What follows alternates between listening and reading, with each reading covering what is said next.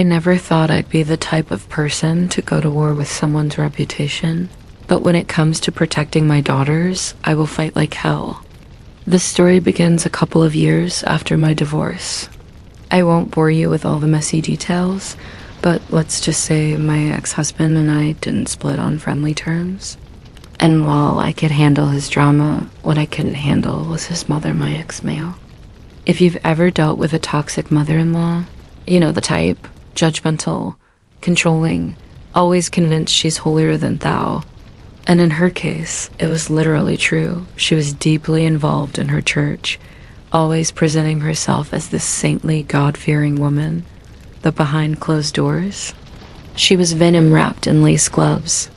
At first, I thought she'd fade into the background once my ex and I were no longer together. After all, I was no longer her concern, right? Wrong. Dead wrong. The harassment begins. It started small. I'd see her car parked near my house as if she was checking up on my daughters. Once, she even left a Bible verse written on a note taped to my front door about wayward women leading children astray. That was her subtle way of calling me unfit to be a mother. But the real turning point came one Sunday afternoon. I was walking home from the grocery store with my 2 daughters when a group of older women I'd never met before cornered me right on the sidewalk. They were all dressed up in church clothes, smiling too sweetly, and then one of them said, "We've heard about you. It's such a shame what your poor children have to go through with a mother like you." I was stunned. I didn't even know these women. And yet they recited half-truths and straight-up lies about me, things clearly fed to them by my ex-male. She had sent her church friends after me. That day, my daughters cried the whole way home. They didn't understand why strangers were saying mean things about their mom. I promised them it would stop. And in that moment, I vowed that if my ex-male wanted a holy war, she was about to get one. Why I couldn't stay silent? Some people told me to just ignore it, to take the high road. But here's the thing, when your kids come home asking if they're bad because grandma's church friend said so, silence stops being an option. My daughters were innocent. They deserved to grow up without shame, without strangers whispering about their mom in the grocery store aisle. So I started paying attention, listening, collecting. If she wanted to paint me as the sinner, I'd show everyone the truth about her saintly little act. The hypocrisy I found. At first, I thought I'd have nothing. But you'd be surprised what people say when they think no one's paying attention. Through mutual acquaintances, whispers started reaching me. Stories of my ex-Mel's family. Her son, my ex, had a drinking problem she always covered up. Her daughter was caught stealing money from the church bake sale fund years ago. And my ex-Mel herself. Let's just say her holiness was a performance. She was known to gossip viciously, stir up conflict, and bend the rules when it suited her. And I had receipts, messages, screenshots, even one voicemail where she outright admitted she told people in church that I was unfit. Piece by piece, I built my case. Not because I wanted revenge for myself, but because I needed to shield my daughters from this cycle of harassment. The breaking point, the final straw came when one of her church friends, this time a man in his 60s, approached my daughter at a community event and said, "You need to pray that your mom finds her way, sweetheart." My daughter came running to me, shaking. She was only 10 years old. That was it. That was the line they should never have crossed. If my ex-Mill thought she could use her church as a weapon, then I would use her own weapon against her. I was done playing defense. It was time to go on the offense. Exposing Miss Saint. I didn't sleep much the night after my daughter came home in tears. Every time I closed my eyes, I saw her little face looking up at me, asking, "Mom, am I bad?" That's when I knew this wasn't just about me anymore. This was about protecting my kids from growing up in a world where lies carried more weight than truth. So I made a plan. Step 1, gather the evidence. I already had some material screenshots of gossip messages, a voicemail from my ex-male herself, and stories whispered by people who knew her family's real behavior. But if I was going to make this count, I needed irrefutable proof. So I went digging. First, I talked to people in the community, quietly, casually. You'd be amazed how quickly people open up when they realize you're willing to listen. I learned that my ex-Mill's daughter had been caught using church funds for personal emergencies more than once.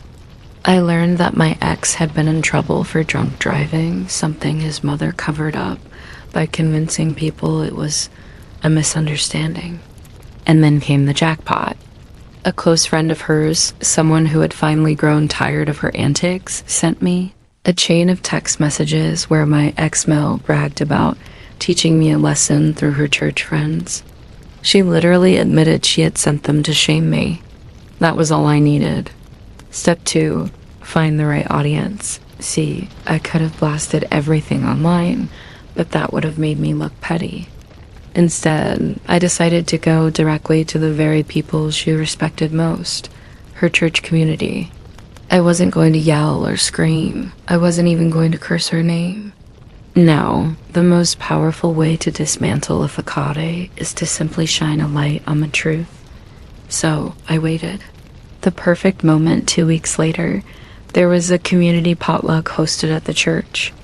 My daughters wanted to go because a lot of their school friends were attending, and I thought, what better opportunity? I showed up with a smile, a casserole, and a folder full of evidence tucked neatly in my bag. At first, everything was normal. People nodded politely at me, but I could feel the undercurrent of judgment. Those whispers my ex-Will had planted were still floating around. And of course, she was there, surrounded by her friends, holding court like the queen of morality, but I didn't approach her. Not yet. Instead, I started chatting with people individually. Hey, I'd say softly, I wanted to clear something up because I heard some things going around. Then, piece by piece, I would show them the evidence. The screenshots, the text, the voicemail where she admitted everything. I didn't shove it down their throats. I just let them see, and I let them connect the dots themselves. Watching the shift at first, the conversations were awkward. Some people didn't want to believe it. But then I'd play the voicemail. Her own voice, dripping with malice. I told them she's unfit. Someone has to protect those kids from her. That voicemail was my nuclear weapon. I watched their expressions shift from skepticism to discomfort to quiet outrage. One woman whispered, "She told us you were the one lying." I simply replied, "I know. But the truth doesn't need me to defend it. You just heard it for yourself." The confrontation it all came to a head when one of the church elders, an older man with a booming voice, stood up in the middle of the hall and said, "Margaret, is it true? Did you really spread these lies about your own grandchildren's mother?" The entire room went silent. My ex-Mill froze. She glanced at me, then at the crowd. "That's not she's twisting everything," she sputtered. But the elder just shook his head. "I've heard your voice on that recording. Don't lie to me." Gasps rippled through the room. I didn't need to say another word. The fallout begins within minutes. Her little circle of friends had scattered. People who once clung to her words were suddenly keeping their distance. And as for my daughters, people began approaching them, offering kind words, telling them they were strong, that none of this was their fault. I stood quietly in the corner, casserole untouched, as the empire my ex-Mill had built crumbled right in front of her.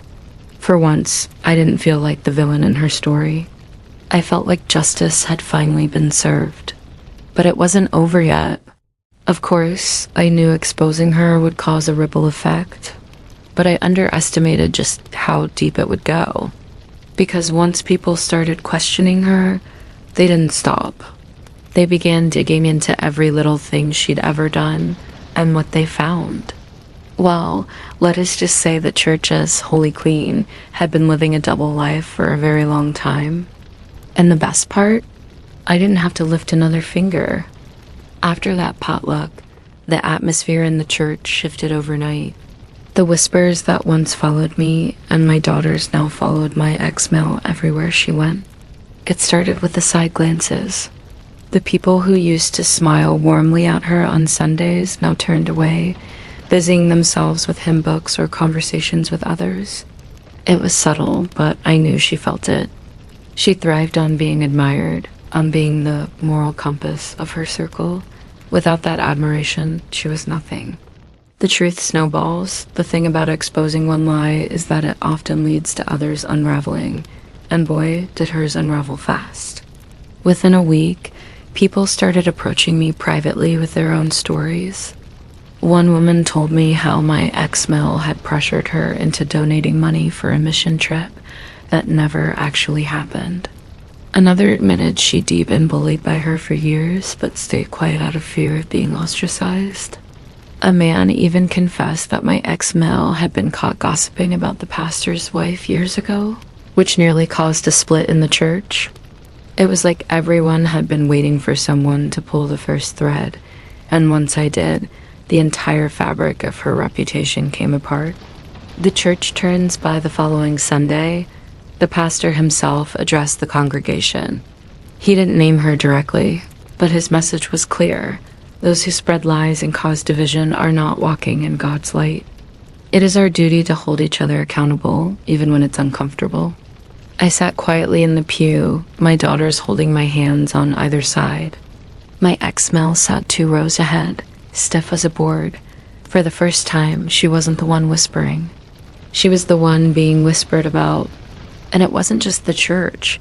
Word spread outside too. This was a small town. People talk.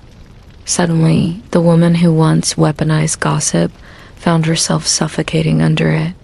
Her family cracks at home. Things weren't any better for her. My ex, her precious son, was furious. Not at me, but at her. You dragged me into this mess. I overheard him yelling one day when my daughter was at his house for visitation. You had to run your mouth, and now everyone's looking at me like I'm some drunk loser. Which, to be fair, wasn't exactly inaccurate. But it was delicious to hear him admit it. Her daughter, the one caught skimming from church funds, also turned on her. With the spotlight now glaring, she couldn't hide anymore.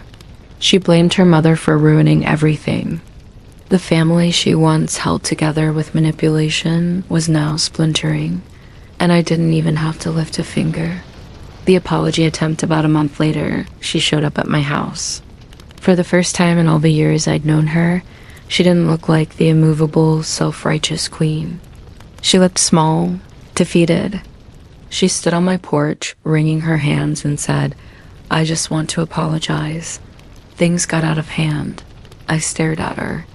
My daughters peeked from the living room window behind me, and I thought about all the nights they'd cried, all the shame she tried to dump onto them. Out of hand, I repeated, my voice cold. "You sent strangers to harass my children. You tried to break me with lies. And now that the tables have turned, you think you can fix it with an apology?" Her lips trembled. She tried again. I was only trying to protect them. I cut her off. "No, you were trying to control them. There's a difference. And now you've lost both." I closed the door in her face. The final blow. Not long after, I heard she had stepped down from her leadership roles in the church.